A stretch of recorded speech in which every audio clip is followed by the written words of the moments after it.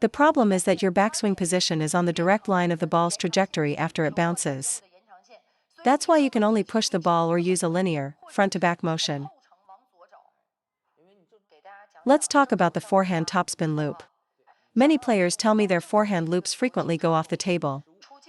You need to understand the correct rhythm for each type of ball and how to execute the loop. Against topspin, you should focus on creating friction for better stability. Because when you create friction, the ball gets more spin, making it more stable. If you just hit the ball flat, while trying to use power and adjust your footwork, your error rate will be very high. In fact, many players struggle with looping backspin because they don't know how to properly loop topspin.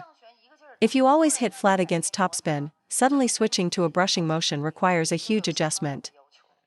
However, if you use a looping motion for both topspin and backspin, your feel remains consistent, significantly improving your stability and success rate. In table tennis, rhythm is crucial. Your biggest problem right now is that you're confusing the rhythm for backspin with the rhythm for topspin.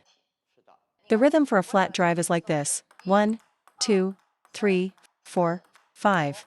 Now, if I try to loop using that same flat hitting rhythm, I can't maintain a continuous rally. So, we actually have 3 different rhythms. One for driving, one for looping topspin, and another for looping backspin. This difference in rhythm is most obvious in a rally. If you try to rally using a flat hitting rhythm, you will miss very quickly. The problem is that you don't have your own rhythm at the point of contact, you get rushed by your opponent's pace. Let me tell you, if you get your rhythm right, everything will improve: your rallies, footwork, ball control, and ability to adjust. I'll demonstrate 2 different looping rhythms. Tell me which one is correct. The first and the second.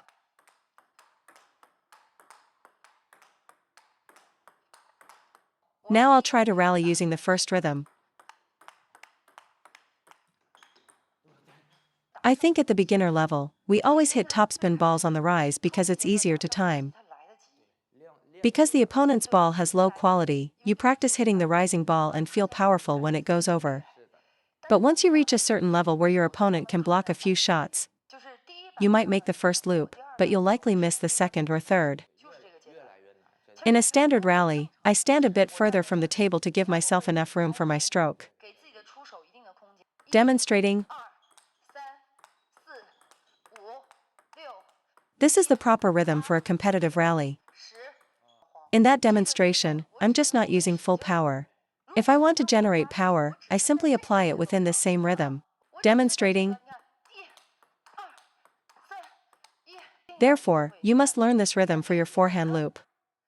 The feeling should be that you are using your body to draw the ball in, contacting it at your side. Master this rhythm first. Draw the ball into your side. Let your body shield the ball. During your backswing, absorb the ball into your body space. And as it moves to your side, drive it forward. That's right, looping topspin is harder than backspin. Continuous forehand looping is genuinely difficult. Let me explain this rhythm.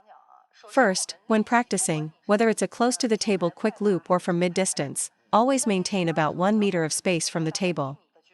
Why this distance? Because this distance is what gives you adequate space for your stroke. When practicing your topspin loop, either find a high-level partner who can feed you consistent balls, use a robot, or have someone do multi-ball training for you. Don't practice with someone at your own level.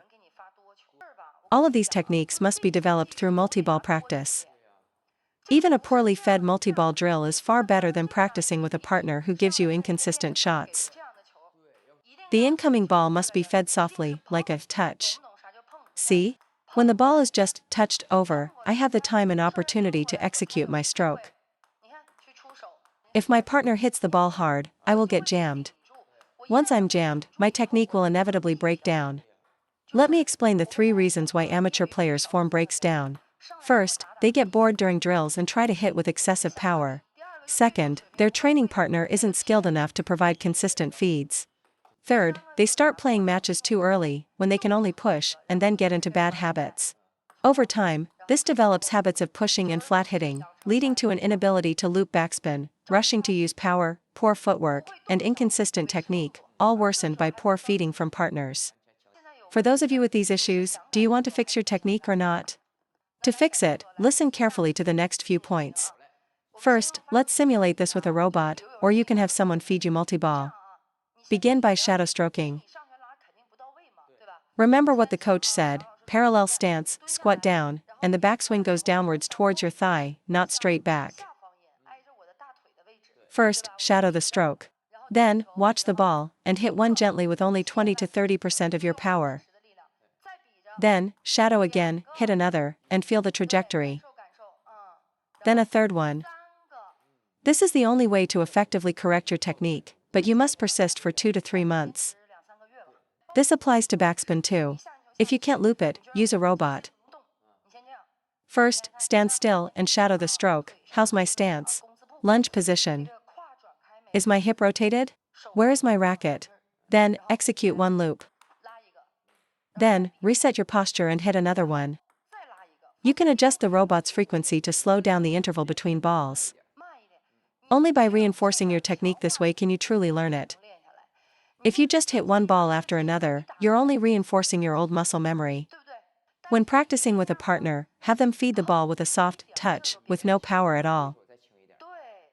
If you use power, even if your partner just blocks it back, the return will have a lot of pace and you'll jam yourself. You must practice every technique with intention. For example, if your shoulder is tense, then today's focus is on relaxing the shoulder. You have to feel it first. If you start by hitting hard, you won't have time to feel anything. You can't. You must slow down. Feel the stroke path, focus on relaxing, for example by dropping your shoulder. Your backswing should be relaxed, then tense upon contact. Relax, then tense. It's a sequence of relaxation and tension. For instance, we always emphasize that amateur players need to be relaxed during the backswing. But players often can't do it because tension is a natural, protective instinct when you're starting out. You need to consciously work to change this. So, at the start of your backswing, consciously try to feel your wrist relax, because relaxation followed by acceleration is key to the forehand. So I'll practice that: relax, accelerate. See? The ball has so much spin. Only when you are using less force can you execute the technique correctly. When you use excessive force, it's just like in life, you will make mistakes. When you are calm and stable, you make good decisions. When you are rushed and impatient, your decisions will be full of errors. This applies to everything. I can lift something light without getting hurt, but if I lift something heavy, my hand will be sore the next day. Table tennis should be 70% practice and 30% matches, otherwise your technique will become flawed. We've discussed the rhythm of the loop, now let's discuss the trajectory of the stroke. Look at the trajectory of a flat drive versus the trajectory of a loop. The radius of the loop is much larger. So why can't you create this larger radius? The reason is that your racket is too close to the ball. Many of you lock your right foot in place, which prevents you from creating that radius. If you want to create a proper swing radius, your contact point needs to be out here. I'm not saying your backswing should be out here, the backswing should still be close to your body. But the contact point must be further out. So look at your feet. If the ball is here, your feet need to be positioned here. So you can create that outer arc. This creates a beautiful, perfect swing arc.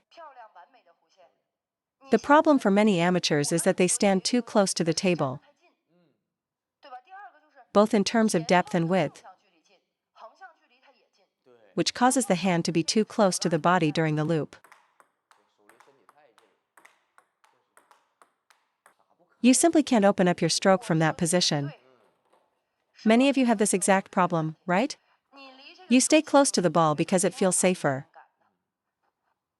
But as I said, if it feels easy for you, it also feels easy for your opponent. Let's explain the transition of the contact point from a flat drive to a loop. For a drive, since there's little backswing, your racket starts on the ball's incoming trajectory. As the ball bounces, you bring the racket back and hit forward. But you can't do this for a loop. The old way of teaching the loop involved a backswing along the ball's trajectory, just creating more space. In the modern system, why is the backswing so close to the body? Why does the racket go behind the body now? We used to loop like this. but now we all loop like this. Let me explain. First, let's look at the old method with a large backswing. With that type of swing, it's okay if you stand close to the ball, because you have all that space to adjust. But with the modern loop, if you stand too close, you can't execute the motion. You end up pushing the ball. You end up pushing because you move to a position where the ball's bounce point becomes your backswing point. You need to give that spot space, so it becomes your contact point, not your backswing point. This is also why you miss sidespin serves. You are treating the ball's bounce point as your backswing position instead of your contact point. The forehand inherently requires space. For a topspin loop, this is the backswing, and this is the contact point. So, understanding this required distance, if the ball is here, then my stance must be here. My footwork and body positioning must create the necessary space for my stroke. The problem is that your backswing position is on the direct line of the ball's trajectory after it bounces. That's why you can only push the ball or use a linear, front-to-back motion. You cannot create a rotational, semicircular motion, the so-called outer arc. So, why do we bring the racket behind the body? After speaking with high-level coaches, one reason is that being close to the body prevents you from getting jammed. With a wide backswing, if the opponent's ball is fast, has a lot of kick, or has a quick second bounce like a pro's shot, you will be jammed. For example, pros can make the ball accelerate after the bounce. Same with a push, it can be long but not fast, or short but very quick. A backswing close to the body helps prevent you from being jammed by these shots. A wide backswing, however, depends on your opponent's level. If their second bounce is too fast, by the time you start your forward swing, the ideal contact point has already passed. The second reason is to create a better outer arc, all for the quality of the loop. With a rear backswing, you have to contact the ball and then create the arc externally with your body weight. But if I bring my racket behind my body, the arc is already built into the stroke at the moment of contact. The outer arc is already there, and then you quickly bring the arm back in. This is why the modern technique is more compact and generates more concentrated power. The old method is a long, three-part motion. So, which method is more suitable for amateurs? The second one, of course. It's faster and easier to execute. The arc is built in. Your forehand loop shouldn't be a static motion like a drive, nor should it be a wide swing backwards. Both are incorrect. The backswing should be close to your body. I don't mean behind your hip, that's for an backspin loop. Swing close to your body, and then through a weight transfer in your lunge stance, you'll see the arc appears naturally. You don't have to consciously create it, the arc is a natural result of the correct body mechanics. To loop well, you must create the right space and find the right rhythm. Since a topspin ball travels in a straight line, the point where it bounces is your intended contact point, not your backswing point. Your backswing is here, so your contact should be here. If the ball is a bit lower, I make contact at the same relative position. Your feet will then naturally find the correct position. Then, by transferring 60 to 70% of your weight onto your right leg to hold the ball's energy, you begin the weight shift forward and then stop firmly. So now we understand. If the ball lands here, then this stance is appropriate, and I contact the ball and execute the stroke. Once I've learned this timing, I just watch my opponent's racket to anticipate the ball's position. Okay, it's there. I see the position again, it's there. During your backswing, the closer the alignment of your feet, your racket, and your center of gravity, the more stable your final shot will be. The further you are from the ball, the more likely you are to make an error. Many players make errors in matches simply because their sense of distance and space is poor. In practice, your loops might be fine, but in a match, you miss because your footwork is either too much or too little. If you don't focus on improving this sense of space, can you still say the problem is just your forehand loop technique? Now, watch this. Even with a backspin ball, if I don't read its placement, I won't be able to loop it either. You must adjust your loop based on the opponent's incoming ball, its length, height, and placement. Should you take a big step, a small step, or step in? For a half-long ball, amateurs often can't generate power. But if you see it's short, a quick step in with your right foot allows you to use your full power just the same.